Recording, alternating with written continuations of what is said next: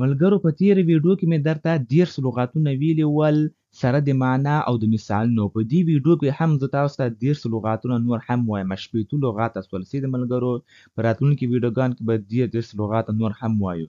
نو یقین وکړئ ملګرو که هر چا دغه لغاتونه زده کړل نو د هغه په انګلیش کې به ډېر زیات غټ پرمختګ راځي.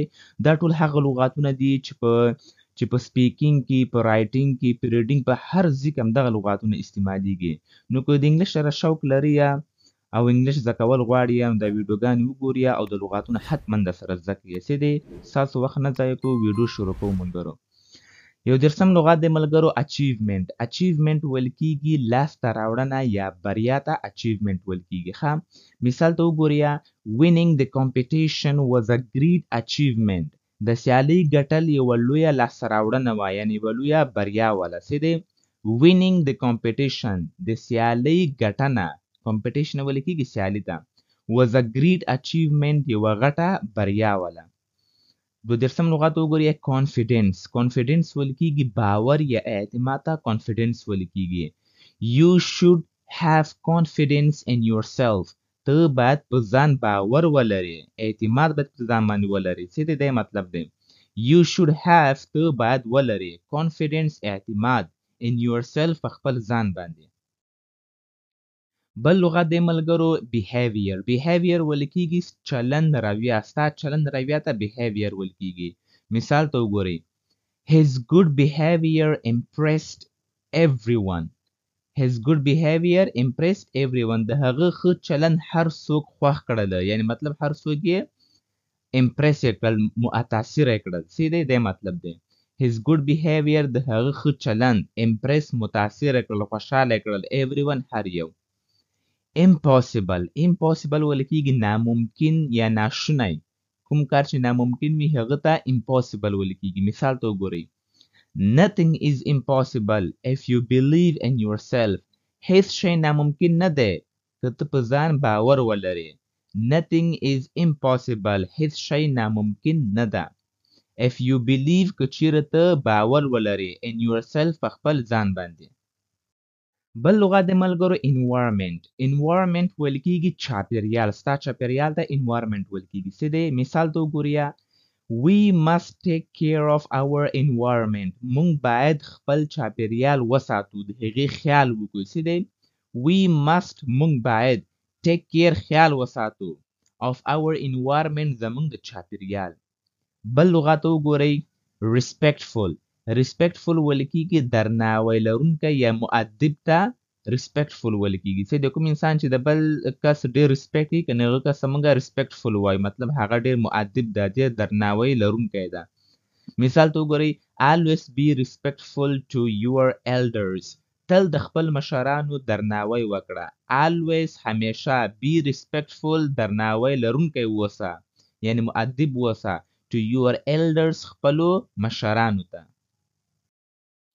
بل لغت د ملګرو possible. possible ویل کېږي ممکن ته. اوس کوم کار چې ممکن وي هغه ته اوس possible ویل کېږي. څه دی مثال ته وګورئ everything is possible if you work hard. هر څه ممکن دي که ته سخت کار وکړې. everything is possible هر څه ممکن دي یعنی شوني دي if you work hard که چیرې ته سخت کار وکړې. بل لغت د ملګرو necessary. necessary ویل کېږي ضروري یا اړین ته necessary ویل کېږي. مثال ته وګورئ it is necessary to drink clean water. دا ضروري ده چې پاکې اوبه وڅښو. it is necessary دا ضروري ده to drink چې وڅښو clean water صفا اوبه. بل لغت د ملګرو encourage. encourage ویل کېږي حوصله ورکول یا یو څوک تشویقول، هڅول، دې ته encourage ویل کېږي. څه دی مثال ته وګورئ teachers encourage students to learn. ښوونکي زده کوونکي ته د زده کړې حوصله ورکوي. teachers encourage ښوونکي حوصله ورکوي یعنی تشویقوي students شاګردان یا زده کوونکي to learn چې زده کړه وکړي. بل لغت دی neighbor. neighbor ویل کېږي ګاونډی یا همسایه ته neighbor ویل کېږي. څه دی مثال ته وګورئ our neighbor is very kind and helpful. زمونږ ګاونډی ډېر مهربان او مرسته کوونکی دی. څه دی our neighbor زمونږ ګاونډی یا همسایه is very kind ډیر مهربان دی kind ویل کیږي مهربانه and helpful او مددگار دی یا مرسته کوونکی دی بل لغت د ملګرو responsibility ویل کیږي مسؤلیت یا دندې ته responsibility ویل کیږي چې دی لکه موږ وایو چې دا ستا مسؤلیت ده ښه parents have a big responsibility to care for their children مور او پلار د خپلو ماشومانو د پالنې لوی مسؤلیت لري parents have مور او پلار لري a big responsibility یو غټ مسؤلیت to care چې پالنه وکړي for their children د خپلو ماشومانو بل لغت دی ملګرو opinion ویل کیږي نظر یا رایه لکه موږ وایو چې ستاسو نظریه ده ستاسو رایه ده دې ته opinion ویل کیږي ښه رایه مثال ته وګورئ everyone has a different opinion about this topic د دې موضوع په اړه د هر چا نظر بیل ده مختلف ده everyone هر یو has a different opinion لري مختلف نظریه بیل نظریه about this topic د دې موضوع باره کې بل لغت د ملګرو practice ویل کیږي تمرین کول ته practice ویل کیږي چې مثال ته وګورئ you should practice English speaking every day ته باید هر ورځ د انګلیسي خبرې تمرین وکړې you should practice ته باید تمرین وکړې English speaking د انګلیش د خبرو کولو every day هر ورځ بل لغت د ملګرو pollution ویل کیږي ککړتیا ته pollution ویل کیږي مثال په ډول air pollution is a serious problem in big cities د هوا ککړتیا په لوی ښارونو کې یوه جدي ستونزه ده air pollution د هوا ککړتیا is a serious problem یو جدي مشکل ده ستونزه ده in big cities په غټو ښارونو کې بل لغت دی ملګرو education ویل کیږي تعلیم یا زده کړې ته education ویل کیږي څه دی مثال ته وګورئ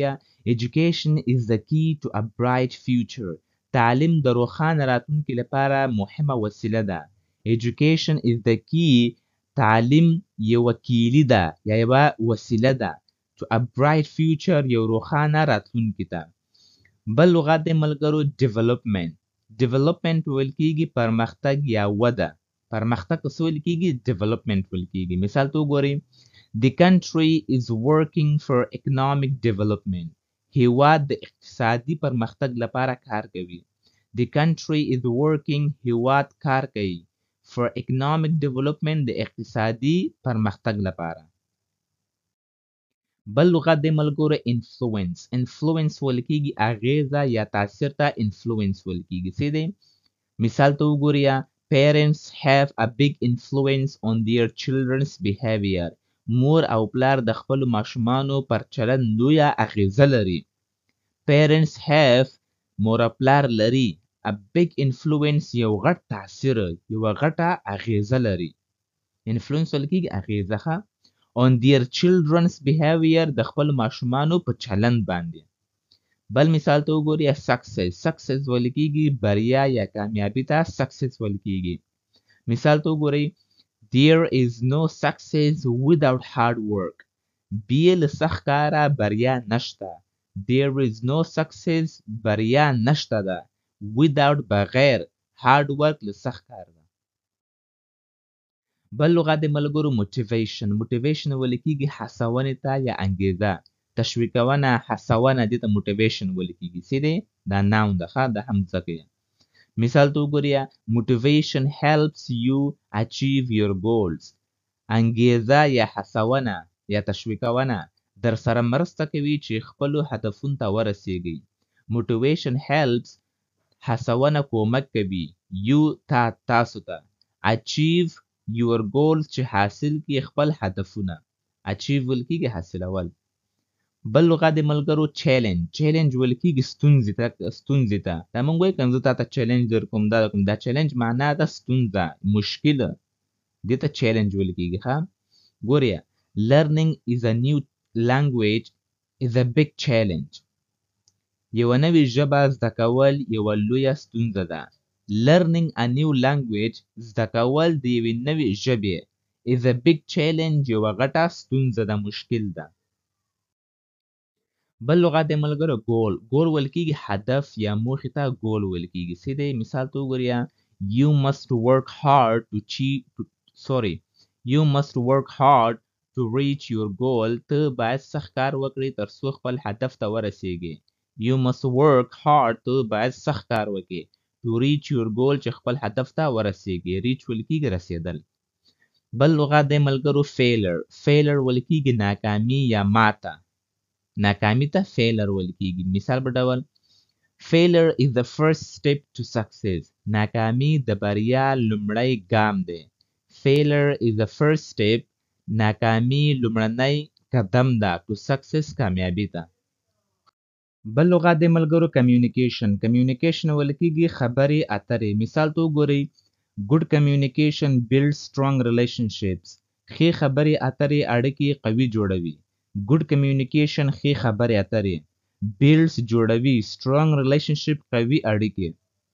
بل هغه ته وګورئ لغت ته opportunity ویل کېږي موقع یا چانس ته opportunity ویل کېږي. څه دی؟ مثال ته وګورئ you should never miss a good opportunity. ته باید ښه موقع له لاسه ورنه کړې. you should never miss ته باید هیڅکله هم له لاسه ورنه کړې a good opportunity یوه ښه موقع. miss ویل کېږي له لاسه ورکول. بل لغت د ملګرو ability ویل کېږي توان یا قابلیت ته ability ویل کېږي. څه دی؟ مثال ته وګورئ everyone has the ability to learn something new. هر څوک توان لري یا قابلیت لري چې نوي څه زده کړي. everyone has هر یو لري the ability دا توان یا قابلیت to learn something new چې یو څه نوي زده کړي. بل لغت د ملګرو progress ویل کېږي پرمختګ یا وده. مثال ته وګورئ our team made a good progress this month. زمونږ ټیم دې میاشت کې ښه پرمختګ وکړ. زمونږ ټیم made good progress یو ښه پرمختګ یې وکړ this month دغه میاشت کې. څه دی؟